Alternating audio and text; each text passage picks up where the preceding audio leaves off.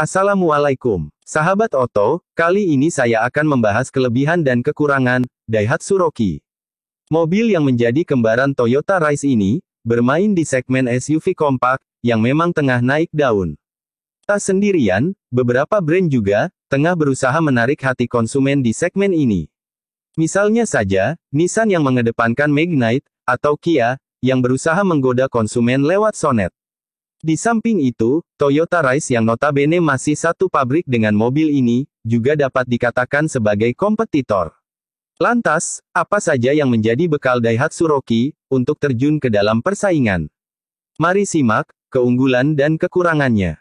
Kelebihan yang pertama yaitu jumlah varian banyak. Sudah menjadi kebiasaan Daihatsu untuk menawarkan varian yang beragam untuk model jagoannya. Kini, strategi tersebut kembali ditemui pada Daihatsu Rocky, yang ditawarkan lebih dari 20 varian. Model bermesin 1000 cc turbo saja, sudah memiliki 20 varian.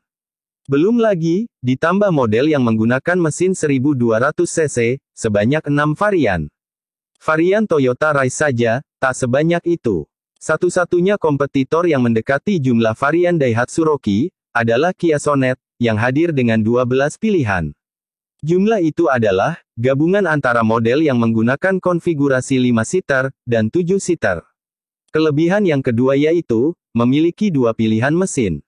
Hanya mobil ini dan Toyota Rise yang menawarkan keberagaman sumber tenaga di segmen SUV kompak. Kelebihan yang ketiga yaitu harga murah. Dengan ada banyaknya varian yang ditawarkan, Daihatsu Rocky juga memiliki rentang harga sangat luas dari model terendah sampai yang tertinggi. Adapun pilihan paling terjangkau adalah Daihatsu Rocky 1.2M manual transmisi, yang ditawarkan Rp185,8 juta. Walaupun, konsumen mesti puas dengan penggunaan velg kaleng, yang membuat tampilannya seperti mobil tahun 80-an. Sedangkan untuk varian paling mahal adalah Daihatsu Rocky 1.0R, TC, CVT, ASA, Two-Tone SC, yang ditawarkan Rp248,9 juta. Di lain sisi, kompetitornya yang punya varian dengan harga di bawah Rp200 juta adalah Kia Sonet 5-seater, standar manual transmisi, yang ditawarkan Rp193 juta. Kelebihan yang keempat yaitu fitur keselamatan aktif canggih. Sudah bukan rahasia lagi, fitur keselamatan aktif canggih adalah keunggulan utama Daihatsu Rocky. Anda bisa mendapatkan pre-collision warning, pre-collision braking, pedal miss operation control, front departure alert, lane departure warning, dan lane departure prevention. Tapi untuk menikmati semua fitur itu, maka Anda mesti memilih varian yang dilengkapi Advanced Safety Assist dan hanya tersedia pada model bermesin 1000 cc turbo. Sebenarnya, mobil lain di segmen yang sama juga punya banyak fitur keren. Misalnya saja Kia Sonet yang sudah memiliki sunroof, wireless charging, sampai ventilated seat. Kelebihan yang kelima yaitu pelek berukuran 17 inci. Beranjak ke tampilan luarnya, Daihatsu Rocky tampil lebih gagah dengan penggunaan pelek lebar berukuran 17 inci. Hal ini sedikit berbeda dibanding beberapa kompetitornya yang dilengkapi pelek 16 inci. Kelebihan yang keenam yaitu ground clearance cukup tinggi. Daihatsu Rocky menempatkan dirinya sebagai SUV kompak. Itu berarti mobil ini harus bisa memberi rasa percaya diri bagi pengendara saat melintas di jalanan rusak. Hal ini bisa dicapai dengan ground clearance yang cukup tinggi, yaitu 200 mm. Angka tersebut setidaknya menunjukkan mobil ini lebih jangkung dari Nissan Magnite yang memiliki jarak terendah ke tanah 186 mm. Walaupun masih kalah dari Kia Seltos, dengan ground clearance 205 mm. Kelebihan yang ketujuh yaitu, head unit lebih besar. Daihatsu Rocky berhasil meraih citra SUV kompak modern, dengan adanya fitur keselamatan aktif ASA. Tapi tak berhenti sampai di situ saja, karena konsumen juga bisa merasakan sentuhan kekinian pada sisi hiburan. Daihatsu Rocky menggunakan head unit terbesar di kelasnya, dengan ukuran 9 inci. Para kompetitor seperti halnya Kia Sonet dan Nissan Magnite, menggunakan head unit lebih kecil 1 inci. Bukan hanya besar, tapi head unit Daihatsu Rocky juga sudah mendukung Apple CarPlay dan Android Auto. Hal ini yang membedakannya dengan head unit milik Toyota Rise. Kelebihan yang kedelapan yaitu, pelipatan bangku rata lantai. Daihatsu berhasil memanfaatkan dimensi mobil yang terbatas, untuk memiliki ruang bagasi berukuran besar. Caranya ialah, dengan memberikan pengaturan lantai 2 tingkat. Pengguna, bisa memilih opsi lantai bagasi yang lebih rendah, pada kondisi normal. Tapi ketika bangkunya dilipat habis, lantai bagasi bisa diposisikan lebih tinggi, untuk menciptakan ruang yang rata, dari depan sampai belakang. Hanya Toyota Rise, yang juga memiliki konfigurasi semacam ini, karena memang konstruksi kedua mobil ini serupa. Kelebihan yang kesembilan yaitu, headrest adjustable di semua bangku. Daihatsu pastinya paham betul, bahwa konsumen Indonesia, sangat suka pergi beramai-ramai. Makanya kabin dibikin senyaman mungkin, sekalipun saat diisi penuh. Hal ini, terlihat dari adanya headrest adjustable, di setiap bangkunya. Jadi mereka yang duduk di tengah bangku belakang pun, tak perlu merasakan pegal di leher, saat perjalanan jauh. Lagi-lagi hanya Toyota Rise yang memiliki fitur semacam ini. Sedangkan para rivalnya, mengambil pendekatan berbeda, dalam mendesain bangku belakang produk-produknya. Itulah beberapa kelebihan dari Daihatsu Roki. Adapun kekurangan dari Daihatsu Roki diantaranya, yang pertama yaitu, tidak memiliki cruise control.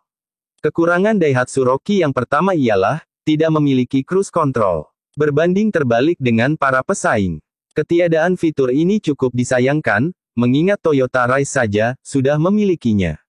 Bukan cruise control biasa, bahkan produk Toyota tersebut, mengadopsi yang dinamakan, adaptive cruise control. Kekurangan yang kedua yaitu, tenaga mesin biasa-biasa saja. Lewat kehadiran mobil ini, akhirnya Daihatsu punya mesin modern berkapasitas kecil, yang dilengkapi turbo.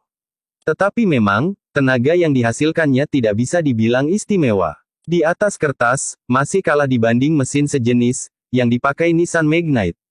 Daihatsu Roki, menggendong mesin berkode, 1 KRVET, dengan kapasitas 998 cc. Mesin tersebut, bisa menghasilkan tenaga 96,5 HP, dan torsi 140 Nm. Di lain sisi, mesin Nissan Magnite yang juga menggunakan konfigurasi 3 silinder turbo, memiliki kapasitas 999 cm3. Tenaga yang bisa dihasilkannya, mencapai 98,6 HP, dan dengan torsi 152 Nm. Tapi, Daihatsu Roki masih punya pilihan mesin 1200 cc. Tetapi jika kapasitas mesin besar yang dicari, maka Kia Sonet dengan jantung pacu 1500 cc 4 silinder, adalah pilihannya. Kekurangan yang ketiga yaitu, tidak ada ventilasi AC belakang. Bangku belakang Daihatsu Roki, bisa jadi tetap menyuguhkan kenyamanan, ketika dipakai untuk mengangkut 3 orang sekalipun. Hal ini, dikarenakan adanya 3 buah adjustable headrest. Tapi sayangnya, tidak ada kelengkapan penunjang kenyamanan lain, contohnya ventilasi AC, yang didedikasikan khusus bagi penumpang di bangku baris kedua. Berbeda dengan Nissan Magnite, atau Kia Sonet, yang sama-sama memilikinya. Bahkan di Kia Sonet penumpang belakang juga, kebagian USB port. Kekurangan yang keempat yaitu, tidak ada sandaran tangan bangku belakang. Jelas bahwa, kabin belakang Daihatsu Roki, lebih mengutamakan kenyamanan penumpang, saat diisi penuh. Sementara para rivalnya, condong pada kemewahannya. Bukti lain, Kia Sonet, dan Nissan Magnite, sama-sama memiliki sandaran tangan, di bangku baris kedua. Hal ini, tidak dimiliki Daihatsu Roki. Fitur ini mungkin cukup sepele, tapi berhasil membawa Kia Sonet, atau Nissan Magnite punya tawaran fasilitas, selayaknya mobil-mobil dari kelas di atasnya. Kekurangan yang kelima yaitu, tidak memiliki TPMS. Segmen SUV kompak, diisi persaingan fitur yang cukup ketat. Sebagai contoh Nissan Magnite, dan Kia Sonet, sama-sama memiliki, Tire Pressure Monitor System, atau TPMS. Fitur yang berguna memantau tekanan angin ban ini, biasanya hanya ada di mobil-mobil mewah. Sayangnya, kami tidak menemukan keberadaan TPMS, dalam lembar spesifikasi Daihatsu Roki, ataupun Toyota Rise. Kekurangan yang keenam yaitu, tangki bahan bakar kecil. Tangki bahan bakar Daihatsu Rise, tergolong kecil dibanding milik para kompetitor, dengan kapasitas hanya 36 liter.